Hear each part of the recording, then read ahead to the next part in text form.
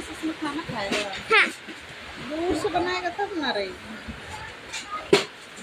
आज आप क्या सामान लेंगे? ये वाला लेंगे। सब नहीं छूना।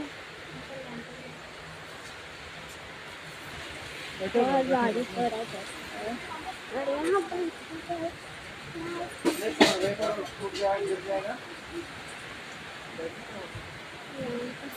नमाज ले क्या मम्मी?